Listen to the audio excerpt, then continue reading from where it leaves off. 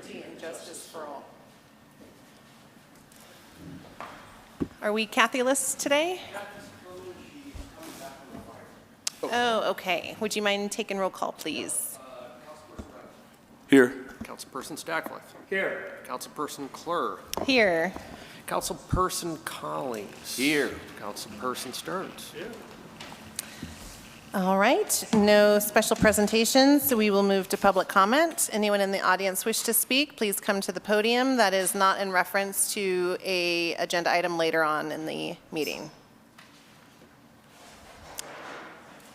Mr. Uhas, would you mind checking online to see if there's anyone laying in wait? Oh, while you do that, we'll have our public commenter. Can you state your name and where you live, please? David Ream, Mount Shasta, California. Thank you so much.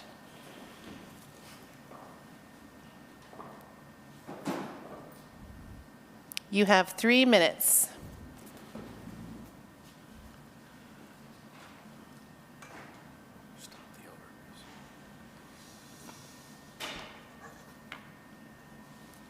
Is there anything you would like to speak on?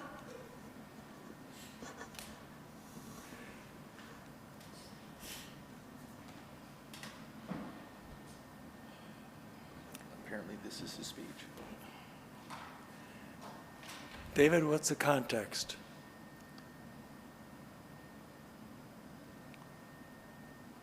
All right. If there's nothing that you wish to speak on, then we will close this. Thank you very much.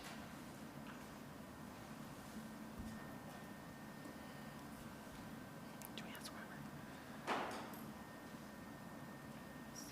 3 minutes? He's not going to listen. Will you let me know when the 3 minutes are up? Yeah. Okay.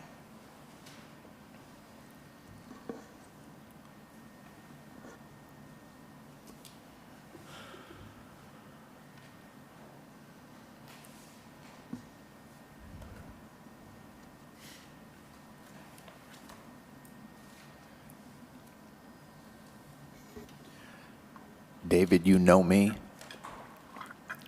You could help us all up here if you could tell us what you mean. You may not be prepared for that, and that's okay. But just,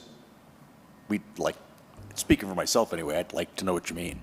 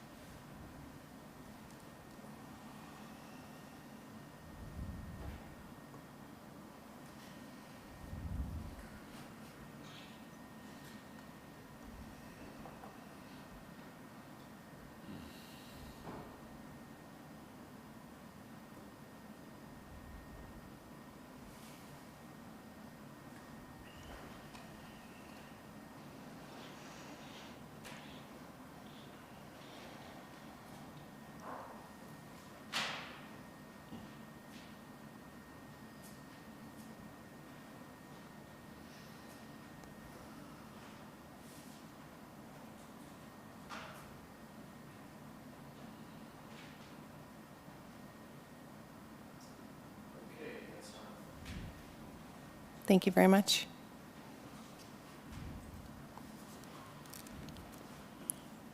Anyone else in the public wish to speak?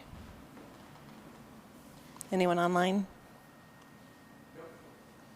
All right.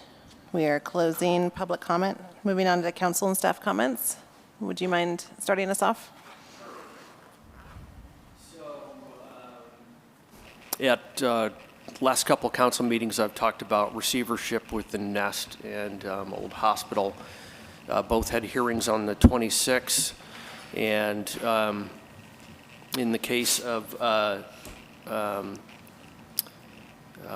the Old Hospital, all of a sudden there were grand plans for a resort, or other things, and so in both cases, the judge extended the time before ruling for another 6 weeks, basically enough time for both parties to have enough rope to hang themselves with. So we're close. Cool. Well, if I can add to that? Sure. I was there for the hearing, Okay. and the judge who was presiding that day was disqualified, so he couldn't make any sort of rulings, which was one reason for the continuance. The case involving the nest, there was some question, a default had been taken against the owner. There was some question as to whether the default was valid or not, whether the procedure was followed. The judge, without making a ruling, because he couldn't, opine that it was probably valid, but extended that one. And the one involving the old hospital was also continued, but it was continued to a later date, coming up, I think, the first week of March. Yeah. And Mr. Cliff Chang's counsel was hoping to get an evidentiary hearing, but the judge ruled that it would simply be a law in motion. Okay, good. Good context. So I know we've all been waiting for a look at a preliminary design for North Mount Shasta and Chestnut. And I got a preliminary drawing today, and Seth Petrie from PACE is going to come and present on the North Mount Shasta Chestnut couplet, as well as his findings on daylighting Castle at the next council meeting. So we'll be able to see what he's got to say about that. Now, we had finally got our time to present to the county administrator on enhanced infrastructure finance districts. That went as well as it could have. As you would expect, the county administrator and her deputies and staff had a poker face. They've got to go through the projections that were put together by Cosmont, and I'm working through our representative to see, and through the county administrator on what the next steps are. But I'm hoping, and I'm assuming we're going to get a day with the Board of Supervisors to hear what's next. So we have the urgency ordinance on the docket tonight. I have, for the outdoor dining parklet, ordinance, I've got pulled together the basic stuff like dimensioning and my expectations that's consistent with what was put together in the short-lived, COVID-based allowance for parklets, and have an ordinance from a city that's pretty simple and clear, and I think that it would apply to Mount Shasta well. And so I'm just having our contract planner plug that in and then take a look at it, and I'll clean it up and see if we can get it, if not at this meeting, but the next meeting. And just before we get into the issue of the landing and the orchard properties, I think there's clarification. I think there's kind of this assumption that if there's 100 or a 10 or 100-foot border cut, that it's just a clear cut, like we're taking it down to the ground.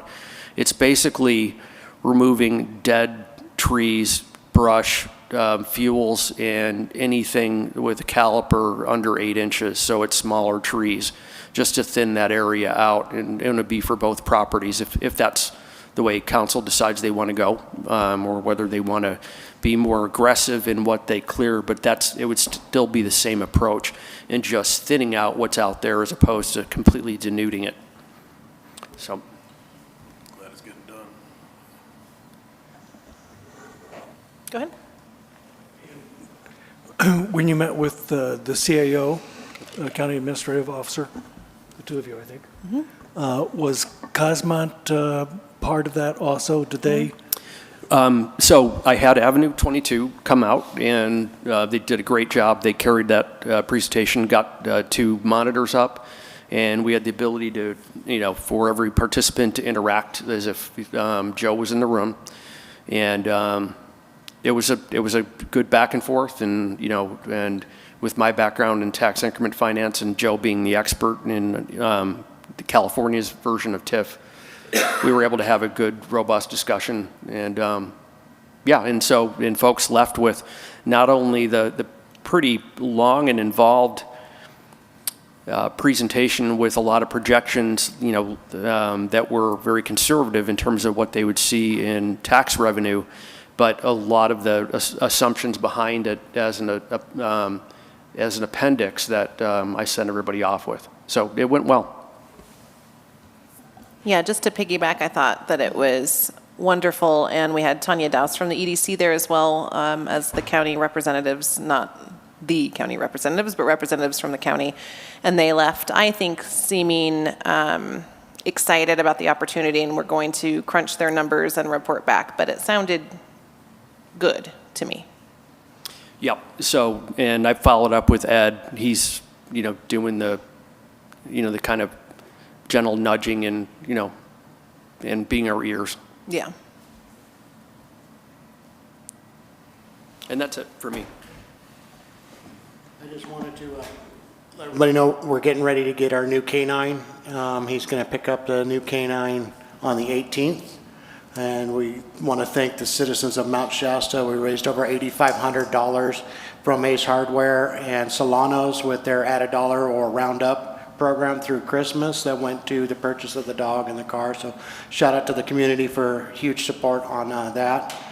And then on another note, tomorrow will be the first fentanyl presentation at the high school. It's going to be a joint presentation with myself and Chris and Courtney Chase from the Sam Chase Foundation, and we're scheduled to be there at 2:15, and it's going to be an entire student body presentation on the dangers and the problems with fentanyl to bring awareness up to our high school.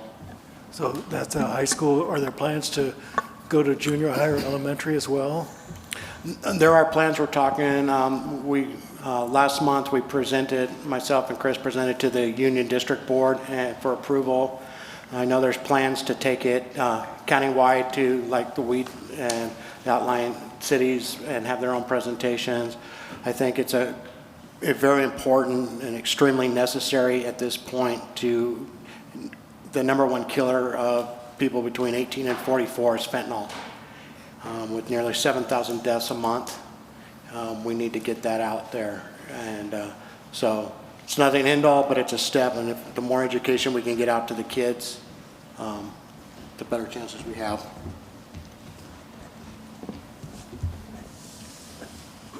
Thank you. Council? I attended a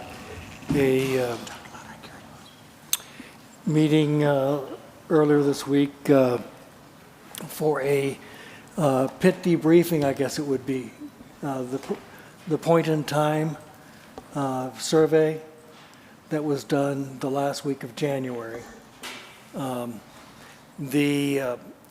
That's a survey that is done nationwide all at the same week to count the unhoused, homeless. And the count for Mount Shasta with the volunteers that went out was 50. 5-0. It included people who may be living in their cars. Maybe they're transient, maybe they're not so transient. You know that we have about 10 to 15 more or less permanents in Mount Shasta.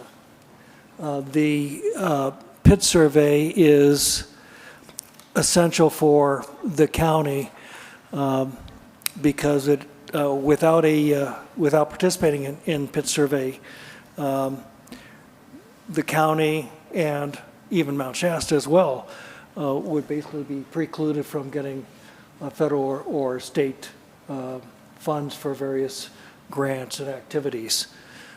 I spoke with, as a follow-up to that, I spoke with Madeline Bryan today. Madeline Bryan works with County Health and Social Services with Sarah Collard. And I asked her whether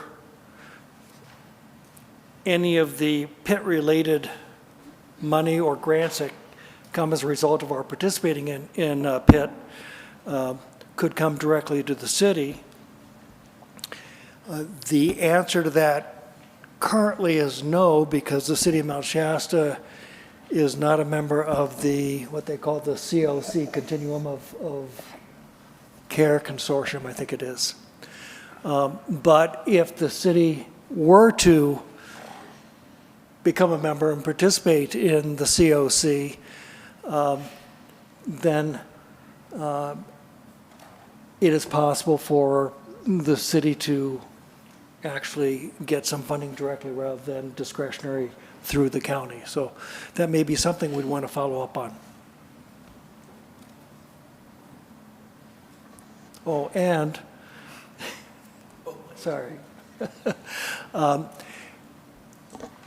The Glenn Harvey and Kathy Mortar have basically coordinated the pit count for the city of Mount Shasta and South County, I think, since about 2017. As you know, they plan to be leaving this spring as soon as they sell their residence. They're will no longer be available to head it up or coordinate it. One thing so we're looking for another coordinator, but in addition to that, some years ago, I guess 5 or 6 years ago, the city of Mount Shasta received a $5,000 grant from the Lopi Foundation for this purpose, and that $5,000 has now been exhausted. There's no more money available. So I will be asking when budget time comes up in April or May to include $1,000 in the city budget so that we can continue with the pit survey activities. When somebody agrees to participate with a survey at the end of their cooperation, they have typically received a $10 certificate at Burger King or Berryville or someplace else. And then there's also been expenses for gas and supplies. This year, private companies provided backpacks with a sort of emergency blanket in there, and a pair of socks, and also a hygiene kit. So basic toothpaste, toothbrush, soap, shampoo. That was all part of the process. I thank the volunteers from the Mount Shasta area who participated in that. And I thank Glenn Harvey and Kathy Mortar for leading it up for so many years. Through the chair, okay. So I finally started going to the Collier Interpretive Center Joint Powers Authority Agency meetings. They are the last Tuesday of each month, and the meeting was at Strings. And as far as things discussed there that relate to the city, there really wasn't anything at all that we have to be concerned with. The current project that we are working on is to find a website developer that can finish developing the website for the Collier Interpretive Center. And we think we have somebody good for that at a very reasonable price, and I'll report back on how that how that goes at, I guess, the March meeting, because the next meeting will be at the end of February. And we'll see if we picked someone to finish the website. Then you can go there and take a look at the work when it's actually completed. But yeah, finally got that process rolling after a little while. That's all I have to say. But if anything really critical with respect to the city comes up, I'll let you know right away. Jeffrey? John?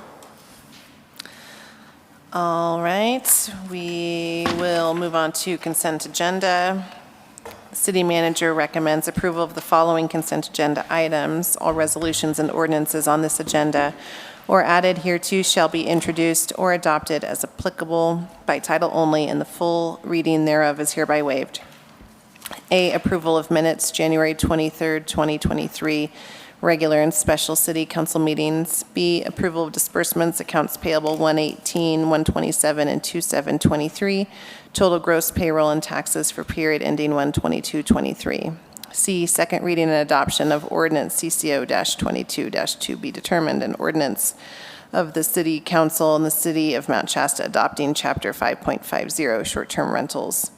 D, Police Department Report, January 2023. E, City Manager's Report, February 8th, 2023. Move to approve consent agenda items A through E. C, the city it actually has a number at this point, right? CCO-23-01. As stated, by title only. Second. All those in favor? Aye. All right. Number 8, adoption of urgency ordinance CCO-23-02, probably. Establishing a moratorium on the issuance of the new bed and breakfast business licenses within city limits pending further study. Todd, would you like to give us a report? Sure. So we're here to potentially adopt an urgency ordinance as we've gone through the short-term rental ordinance work, realizing that there appears to be sort of a loophole in what is considered a bed and breakfast. We've adopted a 45-day, or we hopefully will adopt a 45-day urgency ordinance in order to either amend the short-term rental ordinance and provide a better definition of bed and breakfast, and then treat bed and breakfast the way we have treated short-term rentals in residential areas, and cap as is. And so that's the intent of this, and that's the intent of the legislation to follow. All right. Any questions? No questions. This will require a public hearing, will it not? Yes. No questions? Okay, we'll open up for public hearing. Anyone online or in the audience that wish to speak? Our first speaker will be Peggy Rich. All right, Peggy, your time begins when ready. Good evening. Waiting for, okay, there goes my time. So as I expressed in an email to the council members and city manager today, I do support this moratorium so everyone can work out the nuances and protect our long-term housing stuff. That's it. Thank you very much. Anyone else? Not online. Anyone in the audience? Sure. My name is Patel from Shasta. I just have a very general question. Where can I get information on these ordinances regarding the short-term rental? Could you speak into the microphone? Oh, sorry. Please. I thought I was. Where can I get the general information on these ordinances regarding the short-term rental? All of our ordinances can be found online at our city website, or you're welcome to contact City Hall, Kathy Joyce, and I'm happy to provide you with the information. Thank you.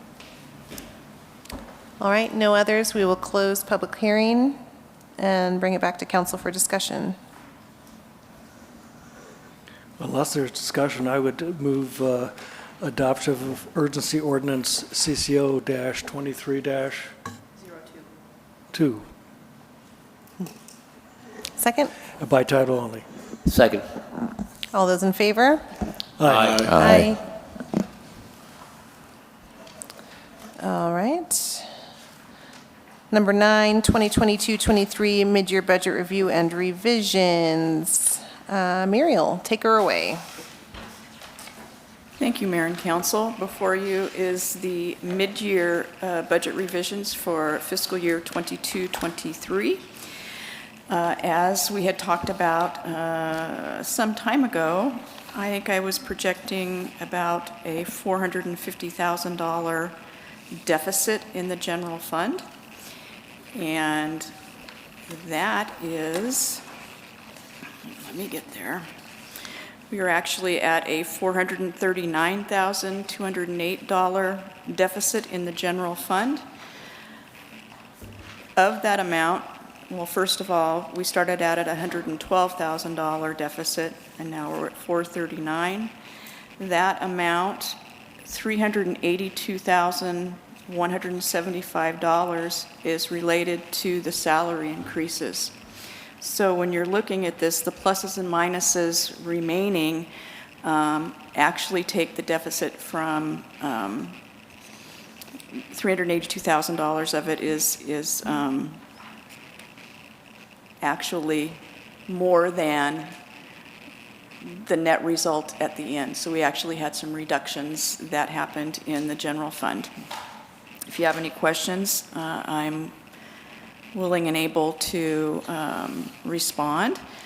All of the rest of the items are itemized in the report. I don't think I need to actually go through and give you every iteration of the pluses and minuses for all of these things. I will say that in looking at this, the $439,000 deficit is a bit scary for me, and as would be for other folks as well. I think that one of the things that I would like to plant the seed in moving forward to make some increases in revenue would be to perhaps look at increasing the TOT tax from 10% to 12%. The 10% tax came into Mount Shasta in 1994. There has not been a change to TOT taxes since then, other than the 2% TBID piece that we did some number of years ago for marketing in the county. If you have any questions, go for it. Yes, sir. Hi, just a quick one, Muriel, about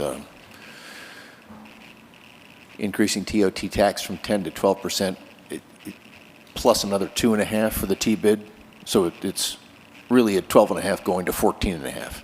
Okay, just want to make sure I'm understanding you. I think I have 3 questions, Muriel.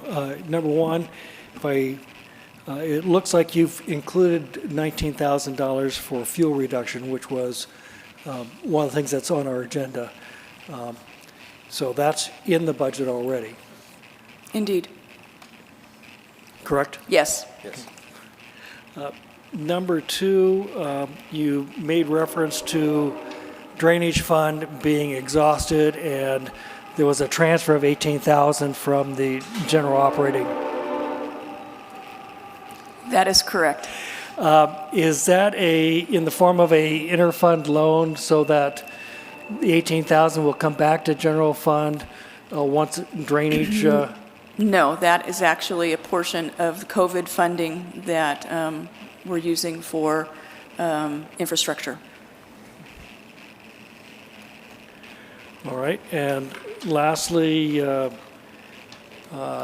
page 52, you indicated that the Irwin Oak Street water line will be progressing later this year. Have the utility companies, has the city notified utility companies of that so that there might be some possible undergrounding because I this might be an don't know if that's, opportunity. I don't know if that is in the planning. I know that it was a piece of the water distribution system. It was a much larger project, and there were two projects that were peeled off of that. One was the Pine Street project, and now the Oak Street project, both with different funding. CDBG funded Pine Street, IRWIM has funded Oak Street. So I don't know the answer to that, but it's definitely something that would need to be looked at, and I don't know. Part of the thing in order to get the funding for IRWIM was to have a shovel-ready project all ready to go, which was what one of the things that we had to do to be able to qualify for that funding. So the design, I believe, is already done. I don't know if additional utilities, undergrounding utilities would be, we would be able to do that. I don't know. And I don't know if the utilities would be interested, utility companies would be interested or not, but it's a potential opportunity if they would be. So I appreciate our at least checking. With Supervisor Valenzuela about available funds in the past. I can follow up with him on especially if we've got a project that's ready to go. It's a fund that's undersubscribed because you typically have to have a project ready. So in this case, it might make sense. And I was also thinking of cable, fiber. Yep. So can I ask a clarifying question on the budget? The hit of $439,000, what was the reserve before we took that hit? The reserve was budgeted reserve was at 1.792 million, or 32%. Okay. And after the hit, the contingency reserve is now at 26.14%, or 1.465 million. Okay. And generally accepted accounting practices is above 20%. Correct. But I understand where you're coming from.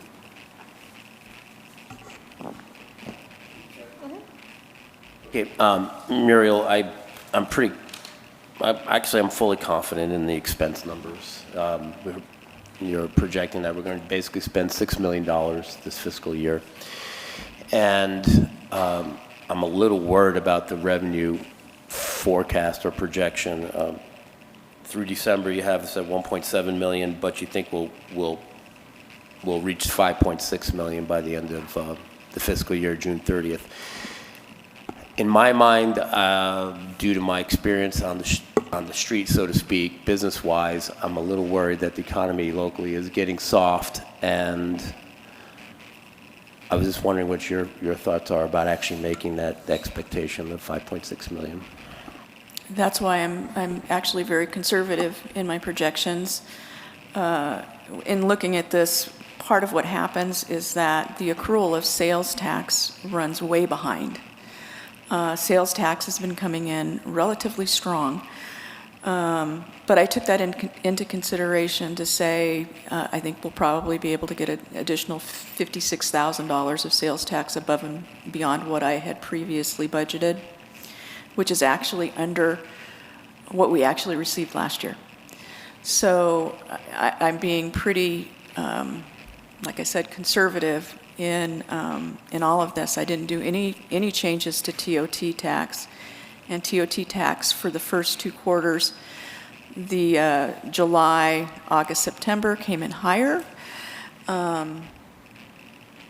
October, November, December came in lower than the prior year, but in combination higher than what we received last year, which was our highest year.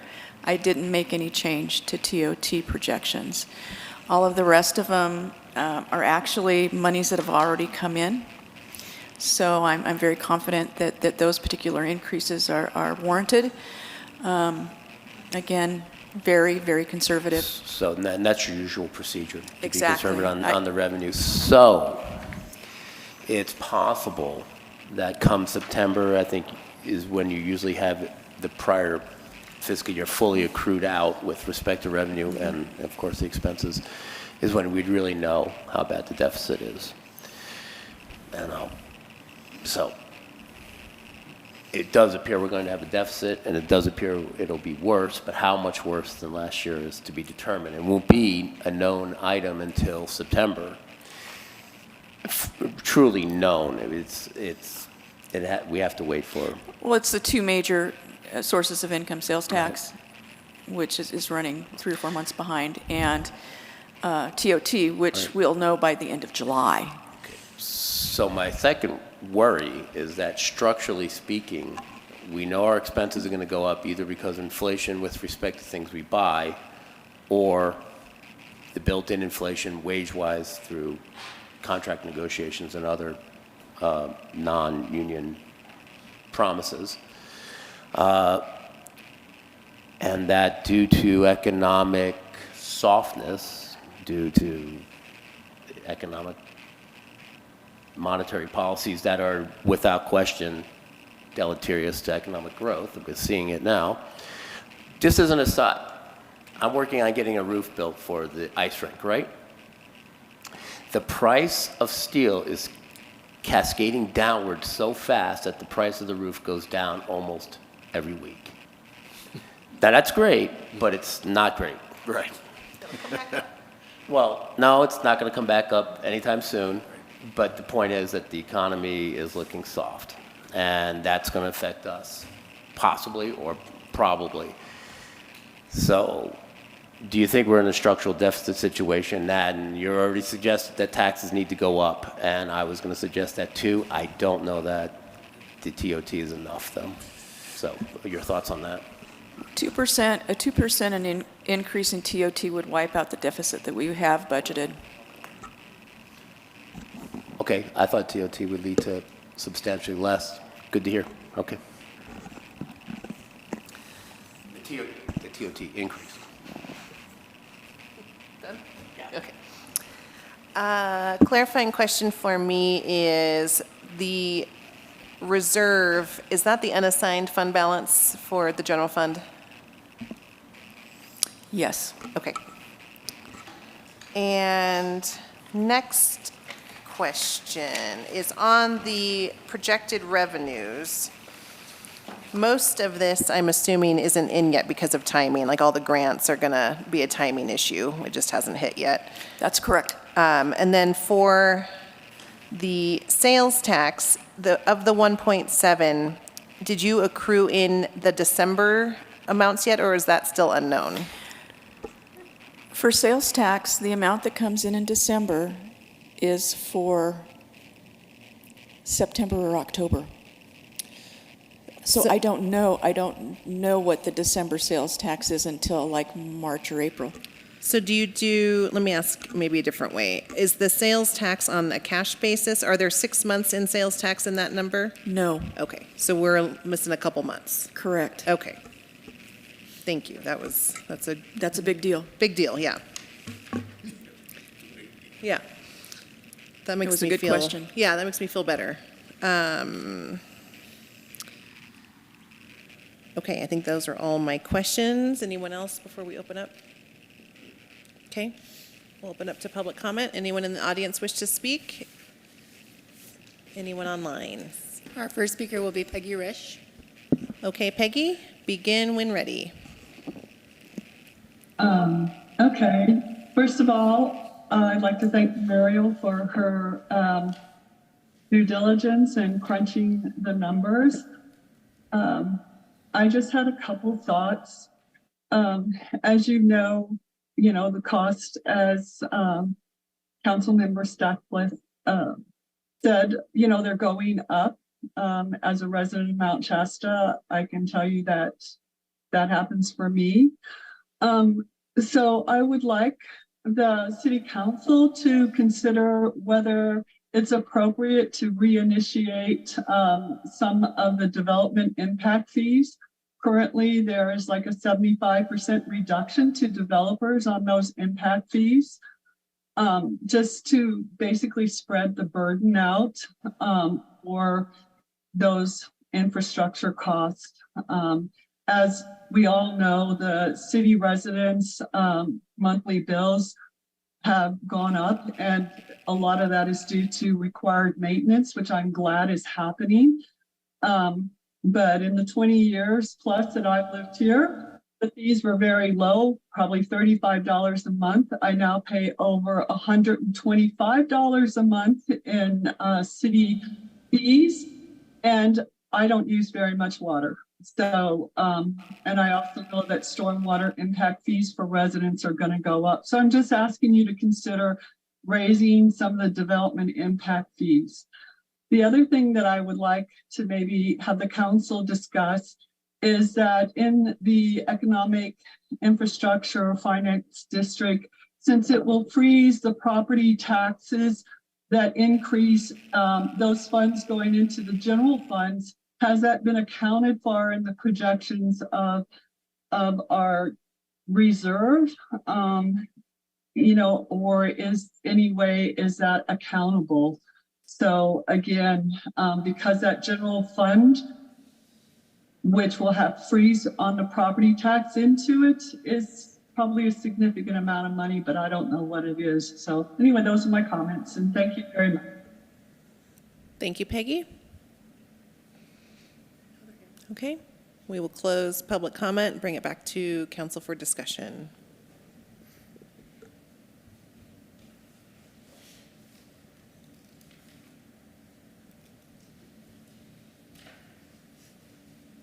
Or motion.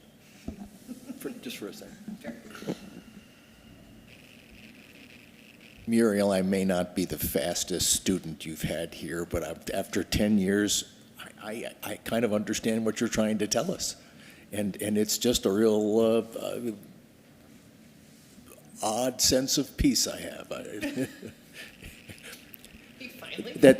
You find peace. That's a compliment. So wait a minute, you're finding peace in having to raise taxes? Because No. that's what she said. No, I'm not. Understanding what she said. Yeah. The only discussion piece that I would request is while we are catching up with the sales tax and TOT numbers to see how this thing turns out, if there's a way to bring some numbers maybe on a monthly basis to see how we're trending, if that is doable, I can put that on as a future agenda item, but wanted to get your input. You would get that on a monthly basis with the investment report that I do, Yeah. which would have, each month's sales tax as that's coming in. Oh, okay. So you're going to have that on a monthly basis. Okay, Okay? so we can just dig through with the budget and compare it. Get to the second page of the report, and you'll see those Okay. differences. I would move that we adopt the amended budget as provided, as noted. I'll second that in a second, but I just wanted to state to the council and to the public that Muriel's revenue numbers have always been conservative. So I'm hopeful that it won't be as dismal come actually October. It sounds like it's going to be October before you have everything fully accrued, right? Generally August. Oh, really? August Okay. when we have it, and it's Then just you about report the out in time September? Yeah. Okay. And then, yes. And my- it's really only the sales tax. Everything else we have in July. And my gut is that it'll be less of a deficit, but how much is to be seen, right?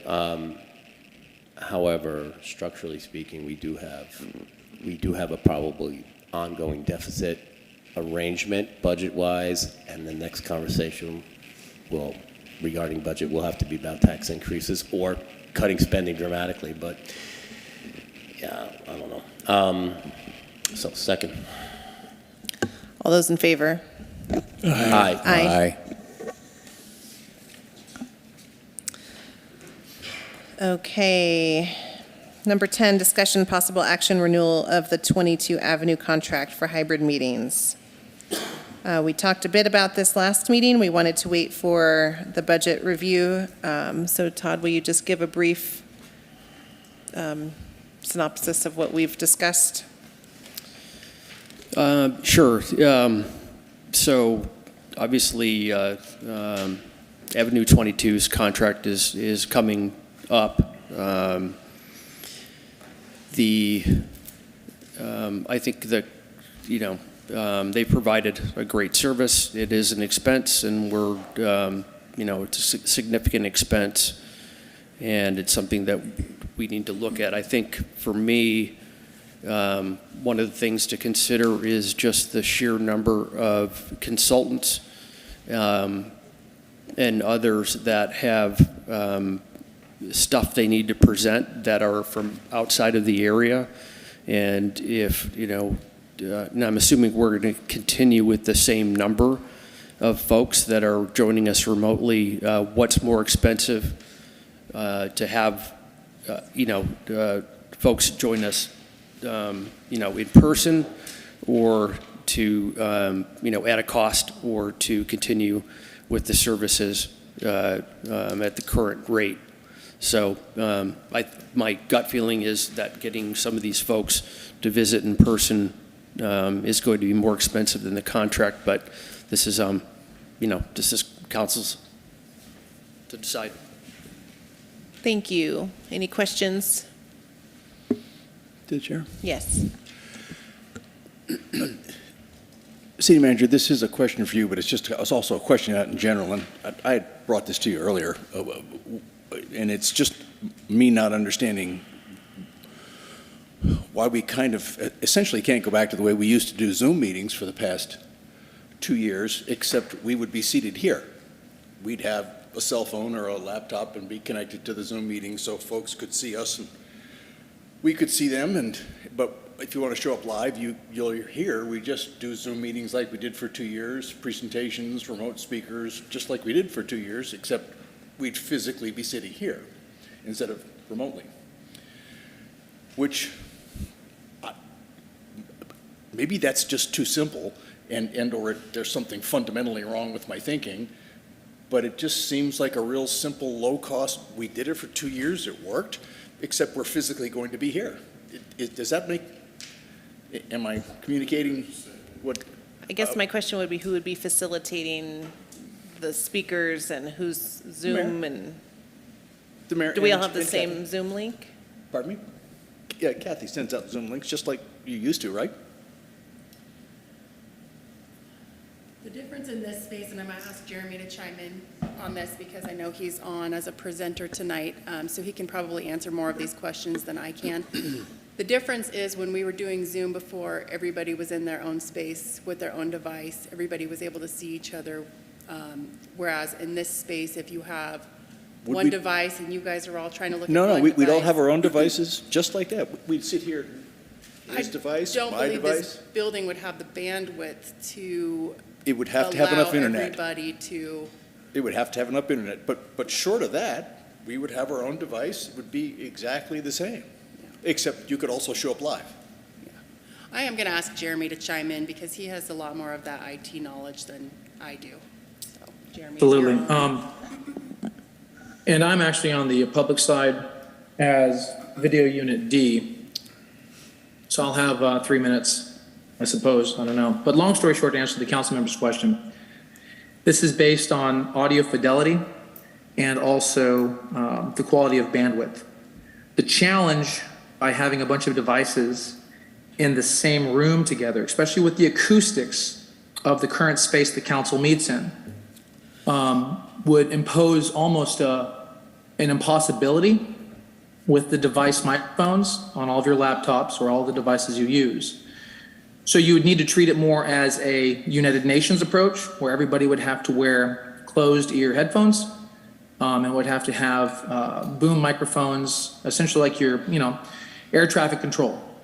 This would be one solution to mitigate the feedback. I don't know if the council is willing to do that, but it would be essentially you changing the current way you meet by trying to deal with the challenges of the acoustic environment. That's the first part to this. The council member's question, can we just go back to how we used to do things? Absolutely. And that would also mean isolating your devices. There really is no way without putting on the headphones and trying to channel your microphones in a better function. with the given space you meet at. It's a very challenging environment for any AV company. We've really explored options for you. But unfortunately, just because of the reverberation and the acoustics in the room, putting all of your laptops together, I'd be more than happy to demonstrate this for the council off calendar, and have all of you guys bring your devices into the room, and we can really try to hammer it out. But the level of productivity just on that element will be it'll impede audio-wise. That's just to answer that first question. Jeremy, just to be clear, that was you answering a question, so you'll be given some time during public comment as well. Oh, well, thank you. I Sure. wasn't aware.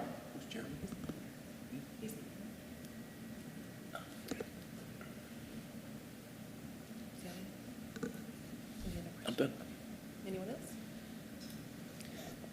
My housekeeping question is this in the budget under facilities expense under city council? Thank you. Split? Okay. Oh, right.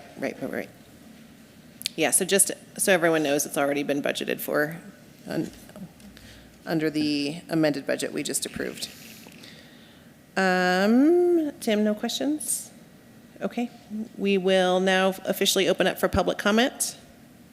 Greg, come on up.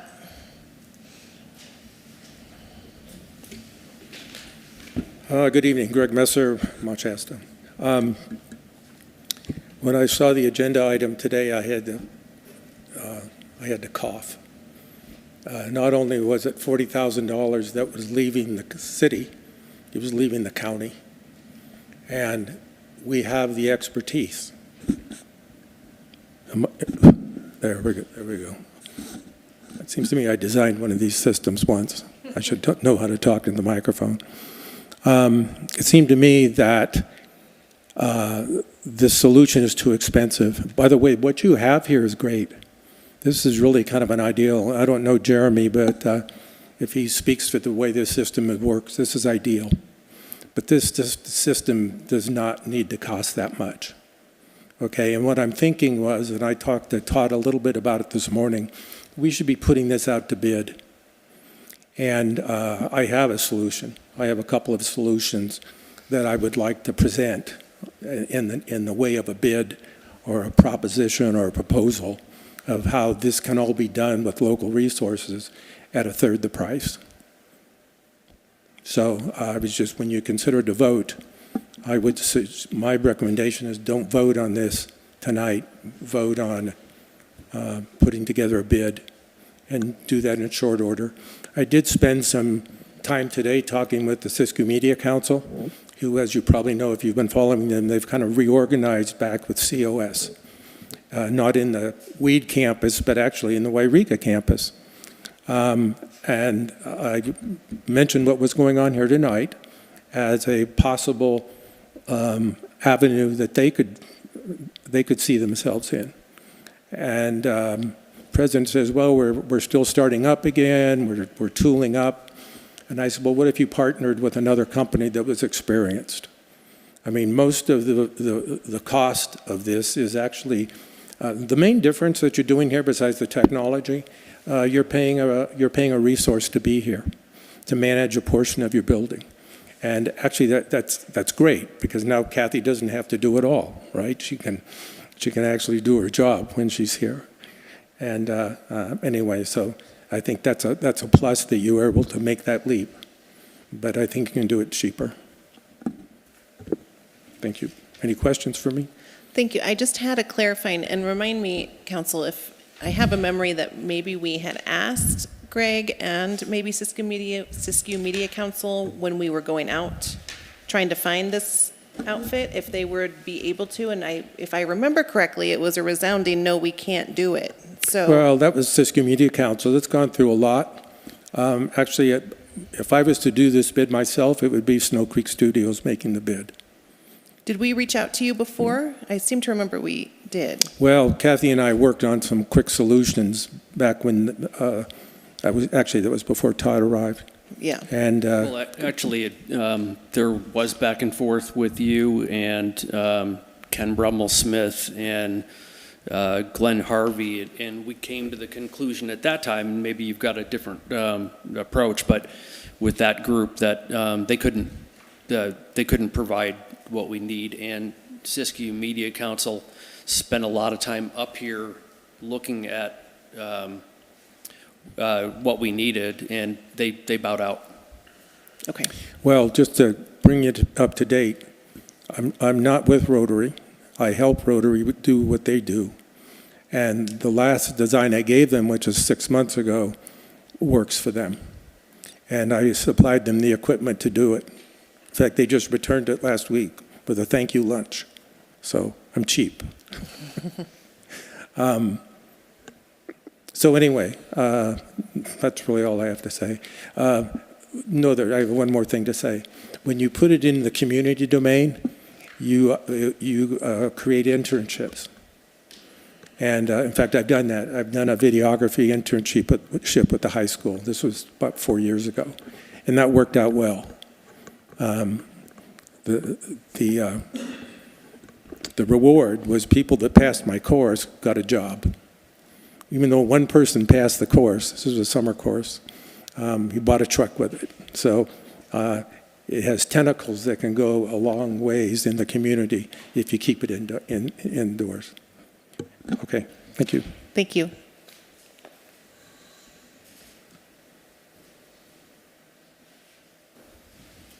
Anyone else in the seats here want to speak to this? Yes. No? Okay. Our first speaker will be Johanna. Okay, Johanna, begin when ready. Good evening. I just wanted to say that I very much support hybrid meetings. I think what we've been doing has been wonderful for the community to get involved, and as Todd mentioned, for saving money for traveling consultants, because that really helps ease the deficit. And although I think there might be potentially less expensive options out there, like a Cisco or something like that, I think they've been doing a fine job, and I don't think we should interrupt the hybrid meeting offering at this time. But perhaps they could help us with looking into other solutions like a Cisco for a longer term thing. But I don't think at this time that would make any sense. I think we need to be consistent. We have the general plan and the housing element and things like that coming up. And those are typically very community intensive meetings. And anyway, so I agree with everything Todd said and fully support hybrid meetings. Thank you. Thank you, Johanna. Yes. It looks like Jeremy would like to speak. Okay, Jeremy. Hey there. Just want to touch on one more thing regarding Cisco for Johanna. It's a great idea. And to kind of put a little bit of case study behind what we do, Department of Fish and Game used Cisco kind of exclusively, and they essentially, they contracted with us to do most of their major metro meetings. And one of the first solutions we came across was that Cisco, well, and this isn't bad, but Cisco couldn't support really past the 1,000-person meeting, right? And that has nothing really to do with the occupancy level of Mount Shasta. But the point is, it's not really necessarily about the platform. It's more about the equipment. If we went to Cisco or we did even Teams or even Zoom, it comes down to what's feeding the video and audio feed. So currently our equipment, and I'm speaking remotely, we have our remote team. We do this for Siskiyou Economic Development Council, City of Weed. We really try to partner with the Siskiyou County region to see what works best for everybody. And Zoom seems to be a pretty good option because it's the most the most convenient and also the most well-trained for most individuals. But Johanna, I love it. We would be more than willing to see what options we could do and explore to make it more user-friendly, if it needs to be made more user-friendly. Absolutely. Thank you. Thank you, Jeremy.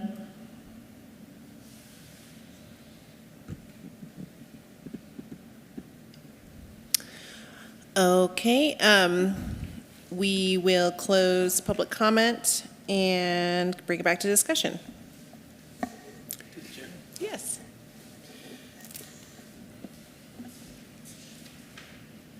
One of the things I feel I should make clear, at the very least to the audience and the constituents out here, is hybrid meetings are great. Be able to show up in person or show up remotely, hear and see what's going on, is a great format. I have one simple problem: $40,000. $40,000 is a lot of money. It's the public's money, and I think the public has higher priorities to spend that money than on this service, which is a great service. When I look around the room, there are 1, 2, 3 cameras. And if we look, and there are really good microphones in front of us. A Zoom meeting done exactly the same way would have a camera in front of each one of us, which would be on our cell phone, and the audio, the mics would be there, or we could literally plug in and buy a $25 single ear headphone and mouthpiece, so we could not have a problem with acoustic feedback. Are their cameras better than the cameras that are on our phones or laptops? Yep. Maybe not the phones. Your phone's got great cameras. Audio a little better? Yep, it is. No doubt about it. But I got a problem with $40,000 when we could essentially do this as a Zoom meeting ourselves, which we did for years. It just wasn't hybrid. We weren't sitting right here with our laptops and or phones right in front of us. And people can come show up, or they can attend remotely. Click a Zoom link, just like everybody has done here, and everybody who's called in has done here. And except it's not $40,000. I cannot get around that. That is the long and short of it for me.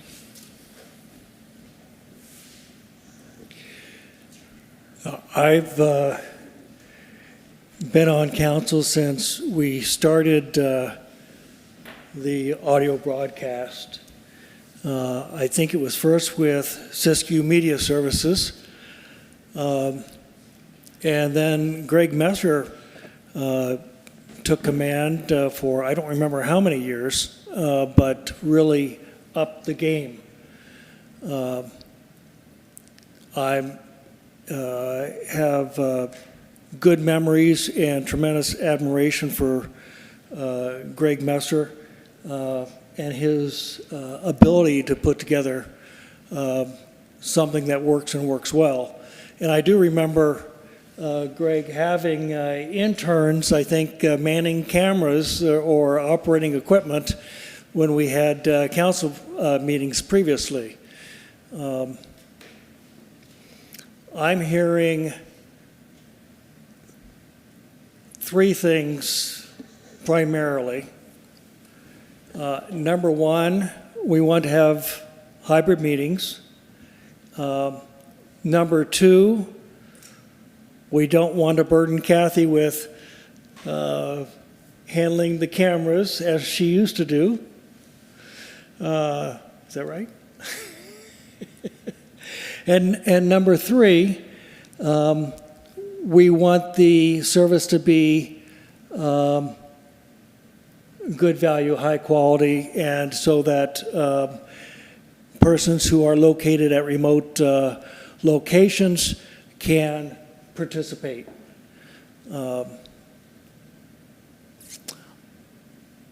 Based upon my experiences on council in the community in the past, I would imagine that Siskiyou Media Services, if they were interested, could put together a a good bid and provide services. I have no doubt that Greg Messer could do the same. In light of my experiences, I think it is appropriate, well, not only my experiences, but also the cost. I mean, we were all shocked at the $40,000. We went ahead with the $40,000 because we didn't think we had any alternatives. But if there are alternatives, I think we owe it to ourselves and the community to explore that. I anticipate we're going to have some more cost in our annual budget because of the next agenda item, or at least I hope that's where we're going with the city manager's salary. I'd like to offset that if we can, if we can have quality video services at a lesser cost. So I would like to see us give the opportunity for competitive bids. Okay, through the chair. Quick question. What is our limit for having to go up, a contract like this to go up to bid? $10,000, $20,000, $30,000? It's five. Five? Yep. So then, really, there's no discussion, it has to go up to bid. Or does it? Oh, for a contract extension. You're talking about, So this is a $35,000 to $40,000 contract. It's a renewal, but it's still a contract. It should be a bid to begin with. Should be a big bid to begin with. Should be a bid to begin with.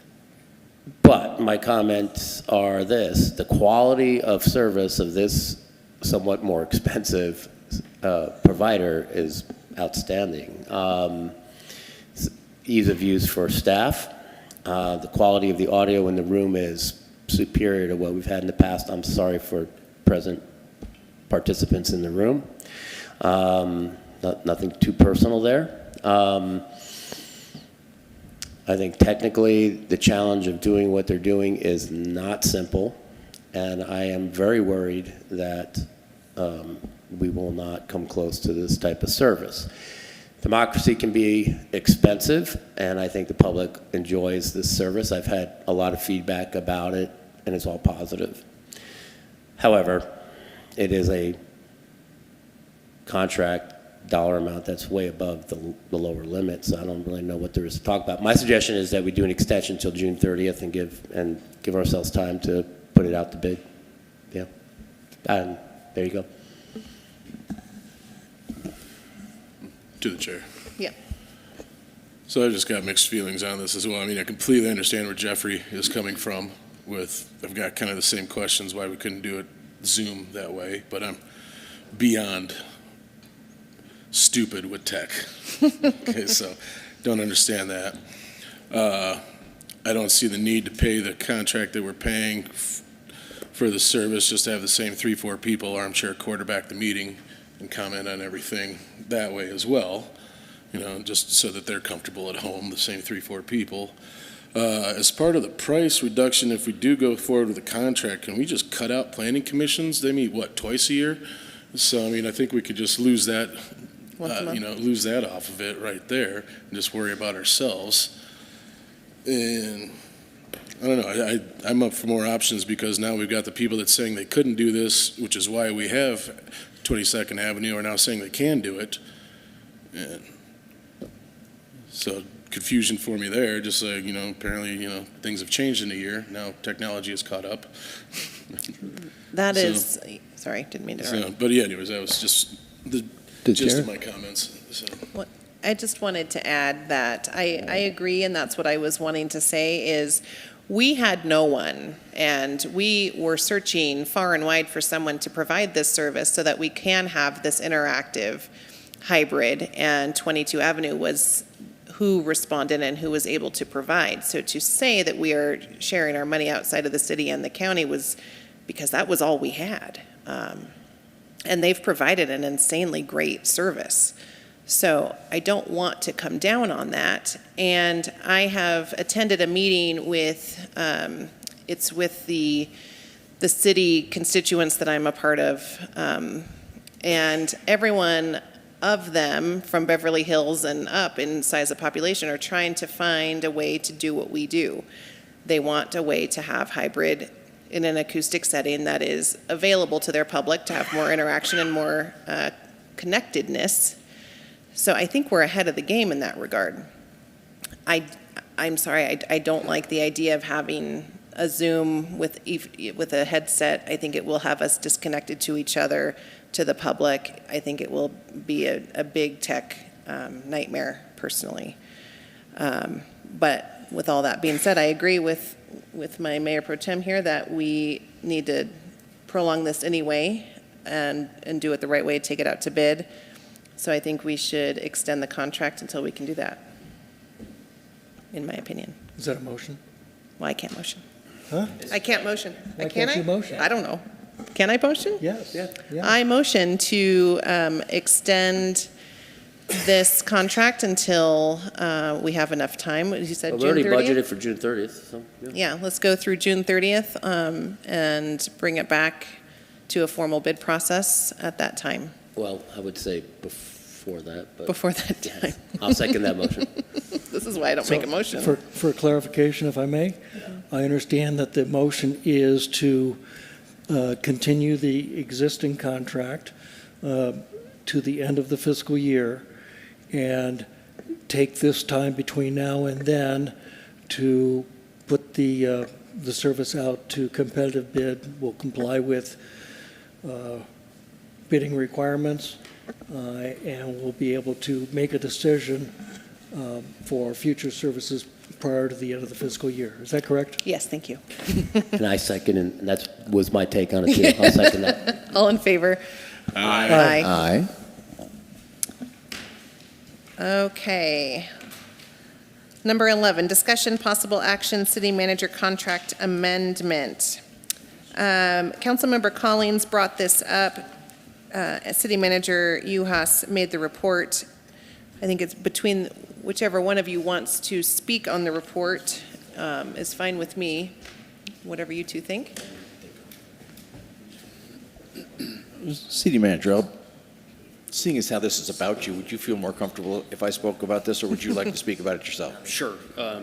Yeah, if I could avoid that would be great.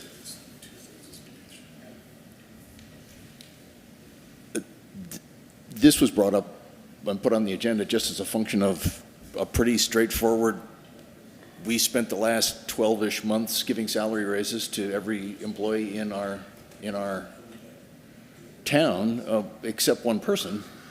And the strategy was to bring parity with the town of Weed. That was the benchmark town. And real simply, this was just, we just didn't do it for every employee. We just skipped one, and that's why it's on the agenda. And the information is that it's roughly $9,000-ish more than his current salary, which is what the current Weed city manager makes. Per year. Per year, yes, per year. Whoa, yeah. Yeah, wow. And that's kind of the short of it. I don't have the exact number, but it's in the agenda item, but that's, I wasn't planning on speaking on this, or I'd have that. I just found it a little. Well, no, that's okay. That's just fine. But it's about $9,000 annualized to bring him up to parity with the Weed city manager. And I just kind of thought, hey, we upgraded everybody else's salary except his. I don't think that's quite right. But $9,904. Thank you. You're welcome. Okay, Todd, do you want anything to add before we open it up to questions? No. Okay. Thanks. Clarification, I think you are not including in that calculation of 9,904. The city manager's contract was for $140,000 with a 1% increase each year for the first 2 years. So. Correct. I did not include that. Yeah, so hopefully, our city manager is now receiving $141,400. So, Yeah, whatever that Correct. math is, right. Thank you, that's Yes. right. So All right. 8,000-ish. Yeah. so we're looking at 8 to 9 in that range, okay? And from my perspective, well, I guess we open this up for public comment before Right. we get to discussion. Yeah. Any other questions before we do that? All right. We will open up for public comment. Anyone in the audience wish to speak? Sorry, I just have a question. What's the current salary right now of the city manager? 141. That's the current salary of the city manager. $141,400 this year. What's the average pay in the city of Mount Shasta? Sorry, we can't. This is just for public comment. You can come make a comment, or you can call someone after you. I have another question. Can I speak about a different ordinance that you guys spoke about earlier? This is just on the city manager, yeah. Okay, anyone online? There's no hands raised. Okay, we will close public comment, back for discussion. I would be supportive of the increase in the $8,000 to $9,000 range, perhaps. I don't necessarily want us to be tethered to weed, but I do think that we ought to be in parity. Is that the right word? Mm-hmm. All right. And I think we all value Todd. And recognizing that whatever we do now, there will be another 1% at the end of this year, or after the end of, after November 15th, because that was his start time, just over a year ago. And then the current contract provides for 1% for each of the first 2 years, and then as agreed upon thereafter. So it could really be any percent, whatever we choose at that point. So if we, I think my intent would be to raise Todd's salary now, recognizing that he'll get another 1% on top of that. And then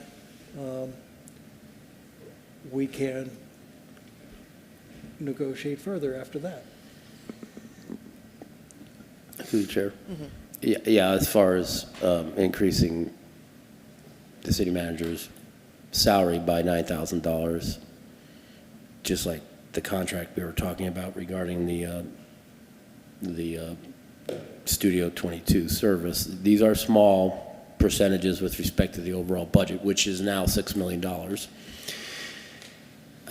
My main concern, as someone kind of alluded to, is being on a par with weed. So if City of Weed moves its payroll costs up 5 to 6% next year, are we just automatically going to do that? Even though we have existing CBAs with all the union groups, et cetera. In other words, the structural deficit that has been fairly clearly explained tonight, and that is going to lead to at least the request of a, I don't know if does the TOT have to go up to public vote? Okay, so this may not be solved if you don't get the voters to approve it. We're getting into some really murky structural budget deficit scenarios here. And so I'm going to support this, but I'm hoping the city manager understands that budget-wise, we have a structural problem at this point, and we need to really think hard and long about how to solve it, solve the problem. I want to say something also to piggyback on that. this is a little different than what we've been doing. We've been catching up our employees for a long time coming pay increase to get it on par with the city of Weed, who we have somehow pinpointed as that benchmark.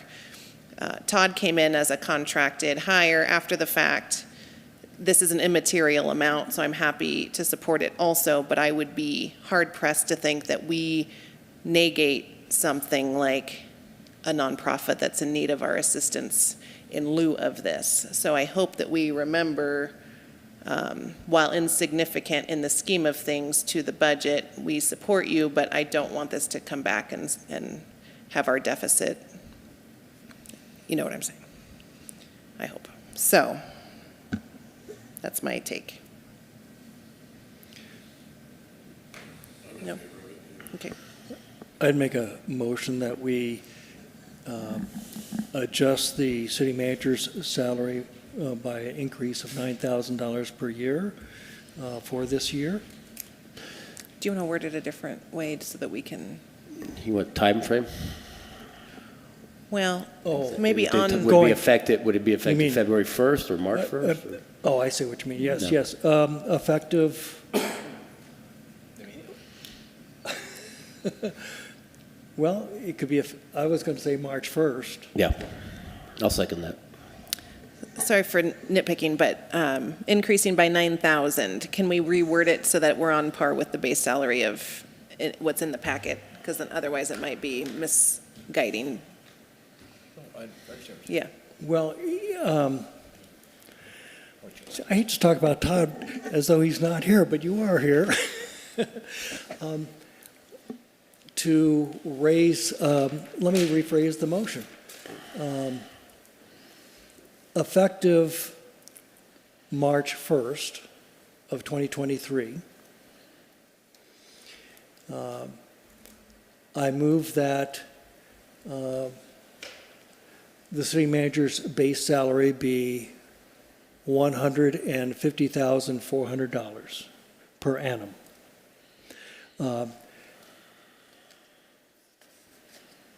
Paid as other employees are every 2 weeks and allocated accordingly. Muriel, is that clear enough? If it's clear enough for Muriel, I'll second that. I'll drop it too. All in favor? Aye. Aye.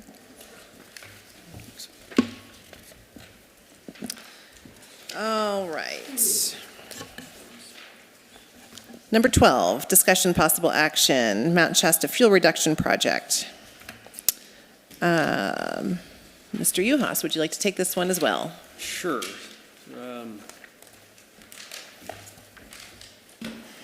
Just get the...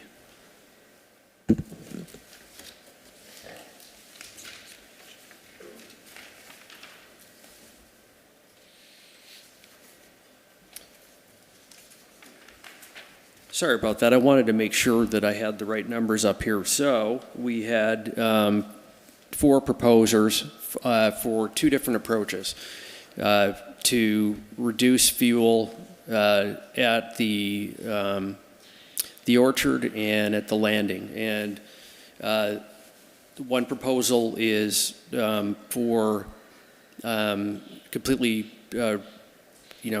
removing excess fuels, those dead trees and trees of less than 8-inch caliber, for the entire site versus doing this for, a defensible space of 100 feet. And, my recommendation is that we provide the defensible space as opposed to removing the excess fuels on an entire site, especially like a place like the landing and the orchard. If either one of those are developed, we then, we're in a safe spot right now with that 100 feet of space. But ultimately, when those properties are purchased, it's up to the developer to do the site prep, and if that includes removing those trees, then that's on them. And it seems like and obviously it's a cheaper way to go. questions? So if I understand correctly, you would be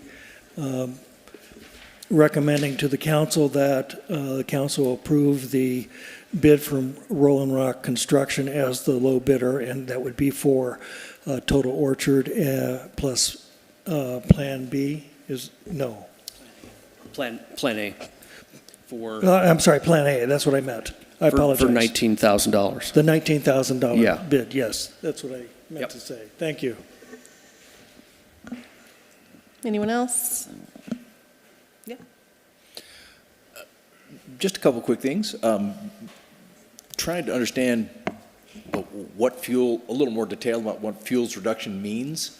You mentioned any tree less than an 8-inch diameter would get cut out. Underbrush, I'm assuming, would get cut out? Correct. If trees are over 8-inch diameter trunks, are they going to be limbed up to X amount of 10 feet or something, whatever is there a?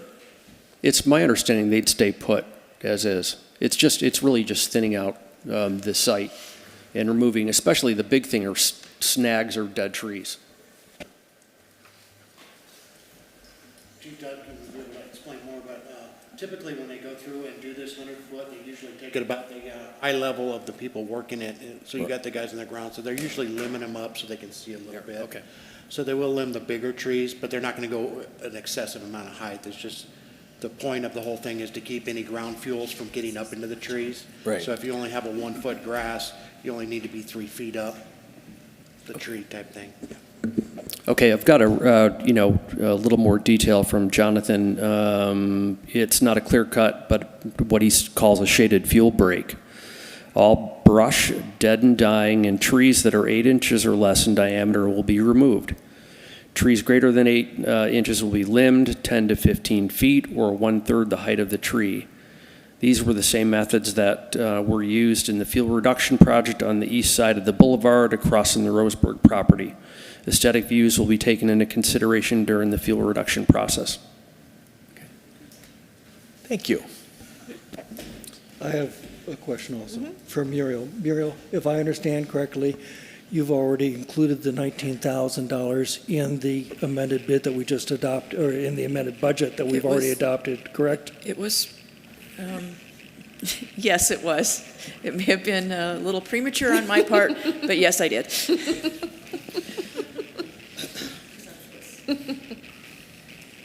All right, we'll open for public comment. Our first speaker will be Johanna. All right, Johanna?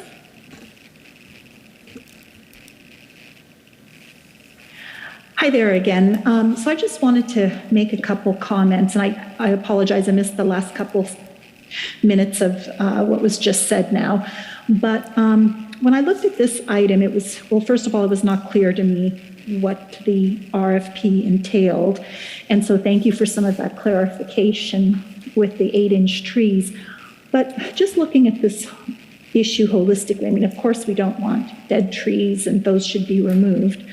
But it got me to looking at the PG&E 2020 Power Line Field Prevention Guide, which is what the state of California mandates for PG&E, Pacific Power, and all of that.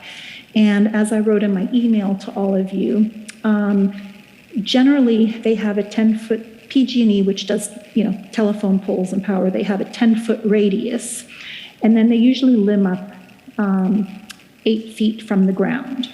And they also limb things from the transformer up in the air 8 feet away. So I presented a picture that shows that. So that's one thing, and that is one of the most rigorous standards. I mean, I guess I'm questioning this because it's $20,000, and I'm wondering, why do we need to do this? Because one of the things too, and this may sound obvious here, but when I look at a map of the properties, the streets themselves border the majority of the land. And so those streets already provide fire breaks. So if we're looking to save some money, I'm not sure why we're doing this. And when you look at AB 38 regulation for having defensible space, Defensible space applies to structures, and it's my understanding there are no structures on this property.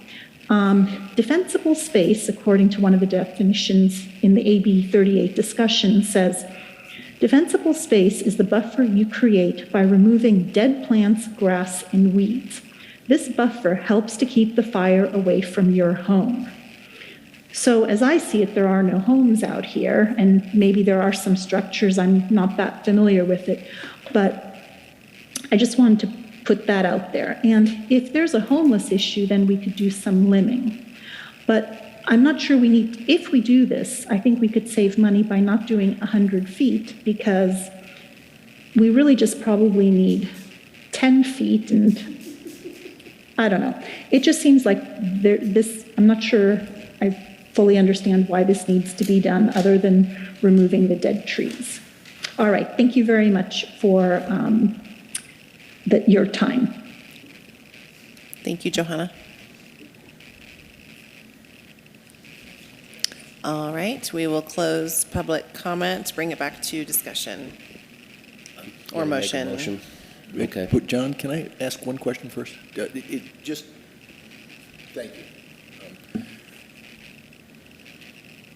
There was some question from a number of people about, well, why are we doing this?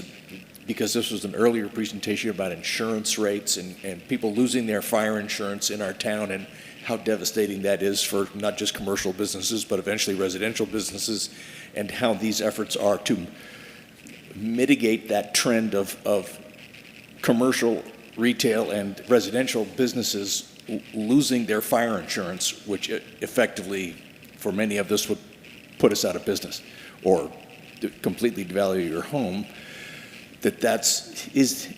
Are these methods intended to address that? Is that the reason for all this? That's it. That's part of it. But the other thing is we require residents to make sure that they are not,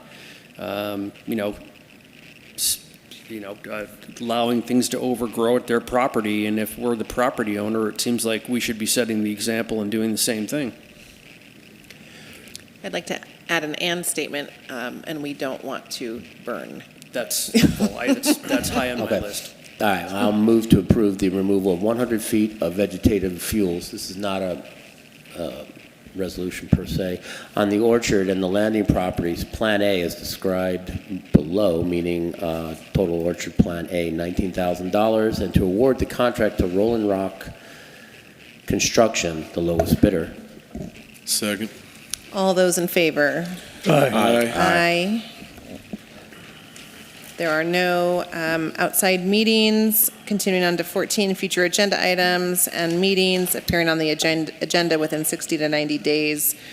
Special meeting to interview and appoint committee members, 227. Military Equipment Annual Report, 227. Resolution setting short-term rental fees, 227. Extending the moratorium on B&B licenses if needed, 327. Amendment to Ordinance 18.91 Cannabis Industry Land Use to be determined. Ordinance regulating outdoor dining to be determined. Discussion and possible action regarding McLeod Avenue parking prohibition to be determined. Feasibility and cost study for one-way couplet to be determined. Future agenda over 90 days. Discussion and possible action. Review of Chapter 13.95 Extraction and Exportation of Groundwater from the City of Mount Shasta. Anything to add? I am looking at 12A, special meeting to interview and appoint committee members. It says February 20 on mine. I have 27. So But what are the committees? It's no longer on the 20th, is it the 27th? Yeah, correct. It'll be before the next council meeting. Perfect. Because I was not going to be, well, I am. 27. I will not be here on the 20th. 27 before the so next council 27th meeting, is probably fine. 4 or 4:30, I would imagine. So Kathy, what are the committees for that? There are 2 positions for DEAC and 2 positions for the beautification committee. Someone had asked me recently, to be a member of DEAC, you have to have a business within the outlane, is it 2, 3, and 400 block? It's in the downtown district. I believe it spans from Maple Street across to Chestnut and from Alma to the intersection with Chestnut and Mount Shasta Boulevard. Okay. Okay, so possible future agenda item. In the report that Muriel put out, she explains that the two projects, the Pine Street Water Project and the Roseburg Water and the Tank 1 project are complete. In the past, we would actually vote to accept the certificate of completion, I believe. Is that something we need to do anymore, or is that excessive on the part I'm of seeing the hard yes on prior here. public water? Yes, it is. It is? Yes. Okay. So those will be coming up on the agenda. Any others? We are adjourned. Made my-